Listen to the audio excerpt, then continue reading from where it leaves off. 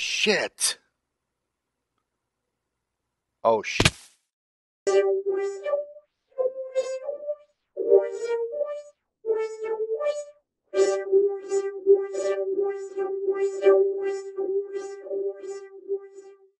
Greetings, this is rsmalec, and what you are about to see is a commentary of sorts on my Minecraft cinematic series entitled 2014. I'm going to go over the initial conception of this series. I'm going to talk about some of the behind-the-scenes things, some of the things that went wrong, and just give you my perspective on this series, which overall I'm extremely happy with. So if you have not watched this series already, I highly suggest you go back and do that. And I think you will enjoy it, and I would love to hear your comments on the series, and then come back and watch this.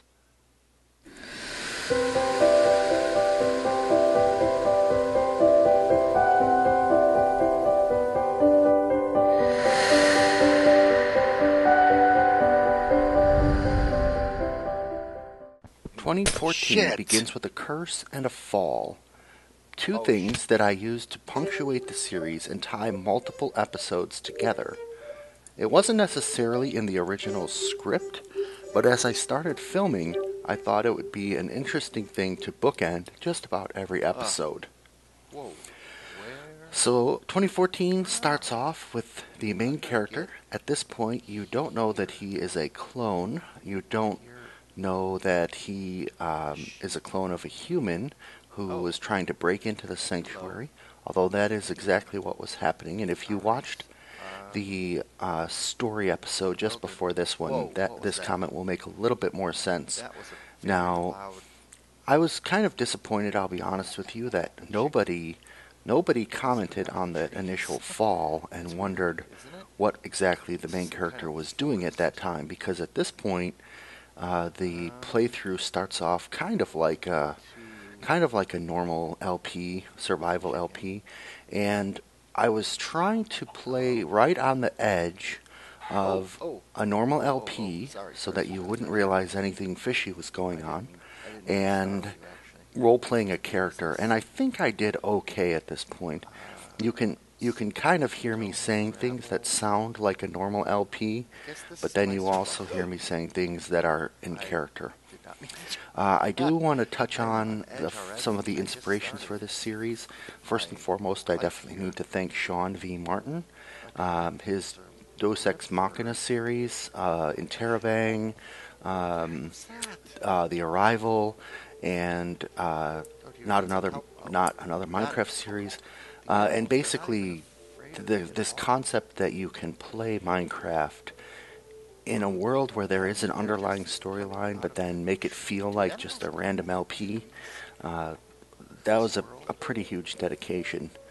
Now this part right up here, I did not plan this in the original script. I did write out a script. There were probably five or six bullet points per episode of what I wanted to happen, and I'll talk about the pacing in a bit, but basically at this point I was supposed to build a regular old camp and start building either a dirt or a wooden house that I would throughout the series keep coming back to and build it up bigger and bigger like you would in a normal survival series. And I ended up once I started playing, I completely went off that script and went down into that cave that you just saw and made that my home. So that was probably the first unexpected thing. And one of the reasons that I did that is because I did want it to feel like an organic Let's Play where I was making decisions on the fly, which I actually was. Other inspirations for this, Lost, the TV show, which I base a lot of things on, Dark Tower.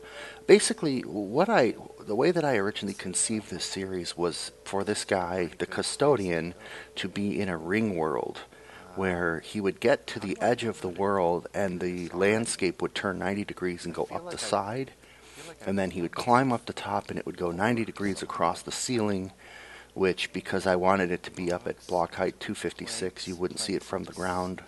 But I could not get it to look correct, and so I ended up making this more of a what I called a sanctuary, and the two things that I have in mind for that are Elysium with Matt Damon and a couple episodes of Babylon 5 where on the space station there's this open garden with a glass dome over it, and that's basically what I ended up doing. Now, the other thing I'll note, so here's me going in that cave that I mentioned, and eventually making it my home when I wanted an above-ground camp. But anyway, the way that I actually created this map was to take a vanilla-generated world and fly around until I had roughly the area that I wanted.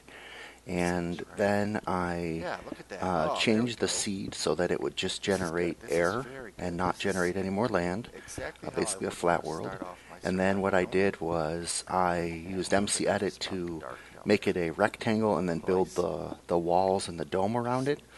I never did put the dome over the top except in certain filming scenes because it would make the land below dark. Even if I put glass up there, I think at the time mcedit was having trouble with light calculation or something. I couldn't get it to work, so I just left the actual dome off for filming purposes. So here I am, I'm still surviving, and again, this ends up becoming sort of a temporary shelter here. I had not explored this cave beforehand, and in fact, through everything you see of me traveling through the world, I had not explored it beforehand. As I said, I generated the vanilla land, and then what I would do is I would play for 20-40 minutes, film it all. I didn't really do any cuts or editing in these portions here where you actually see me playing.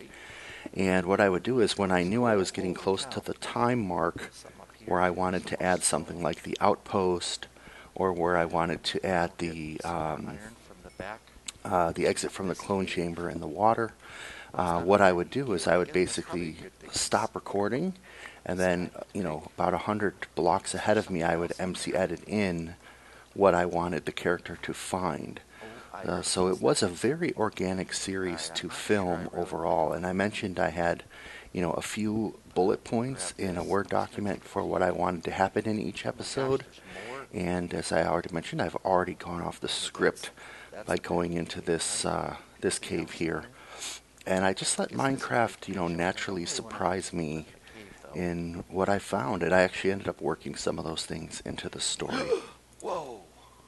So here I'm going to fast forward a little bit, and we get to the part where I'm mining down, and I actually find the bedrock, which has been recolored and renamed with a texture pack, or I guess I should say a resource pack. And this was supposed to be the first thing, other than the fall, that surprised me and should surprise the audience and make them wonder, like, wait, what was that? That was weird. Why did it look like some sort of a white thing on the bottom? And what does this have to do with? That's not vanilla Minecraft. I can't seem to go any farther. Shit. Alright, so on we go into episode 2. And here we start off just kind of surviving, doing a little bit of exploring. Nothing too fancy, so I'm just kind of fast forwarding through here. Still trying to sort of roleplay as if this is not going to be a scripted series. And right about here is where I decide to put in the first curious thing. And here is the first outpost. Greetings, Custodian RS. Holy shit. You are currently in a restricted zone. Your presence has been reported. What do you mean, custodian? Please return to And your now you get the spawn character's What are you name. talking about? I don't. Oh my God! area. You are currently in a restricted What are you zone. talking about? Your presence has been reported. I just got.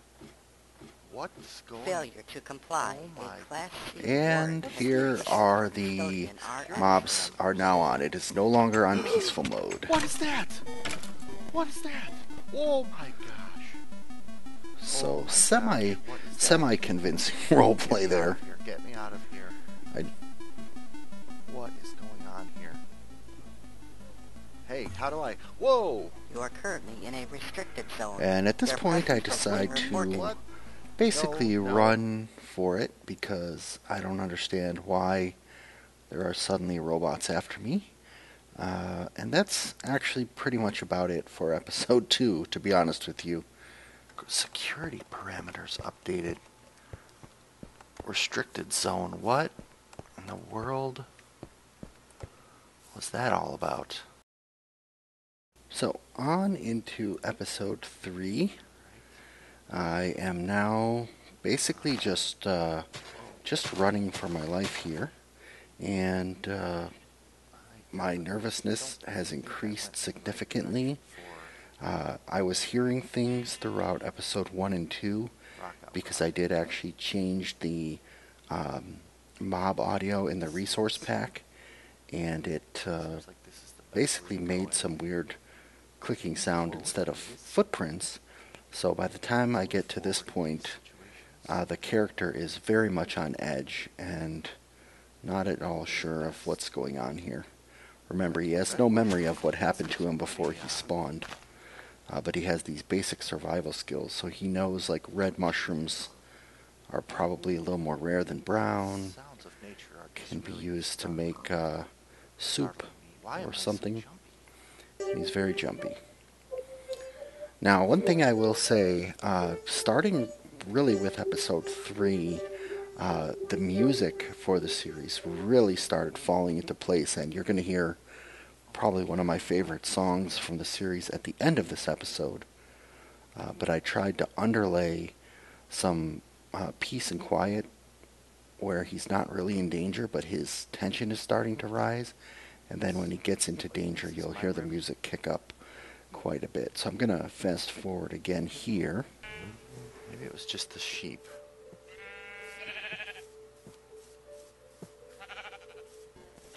Whoa, what the heck was that? Whoa, what the heck was that?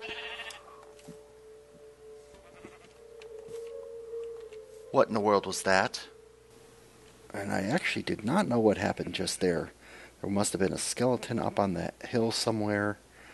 I was actually a little bit disappointed up to this point because I wanted there to be more mobs spawning in the darkness under the trees, and this was the first one that came out of nowhere and scared me, and I think it was effective. I think we're starting to ramp up the action a little bit. Haven't quite ramped it all the way up yet, but there he is. And of course at this point I have no way of actually attacking him up there, because I have no bow, or in this case a laser gun. I had to be very careful not to get any string or wood and accidentally make a bow where I wasn't paying attention. We're not going to stick around and find out what that thing is. This is not good. Alright, so he's basically running on, spurned on forward. I'm going to fast forward a bit again. I could... What the hell? And he sees the wall. And of course this is another oh shit moment, because why would there be a giant wall there? Is it some sort of a building? I can't quite see it from here.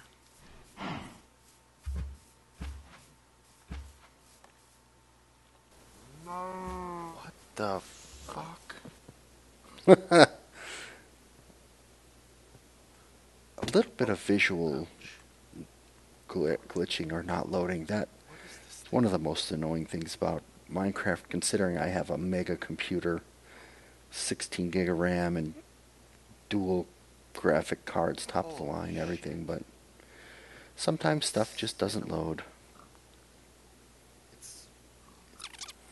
So I approach the wall, and I actually start climbing up the wall, and we're just about to the part where one of my actual favorite musical and visual scenes in the series.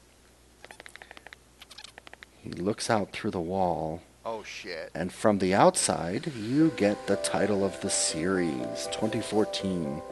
This song is called Fall In by Zmi. It's ZMI is the person's name, and when I heard it with the breathing sounds, I thought this will be perfect for the first space scene where you get a hint that he is in a space station floating around in space. And I was really, to be honest, disappointed that nobody noticed this port right up here where it's zooming out, the space station's in the distance, and all of a sudden a planet comes by from the left. You'll just barely see it, and it is Netherrack, which is Mars.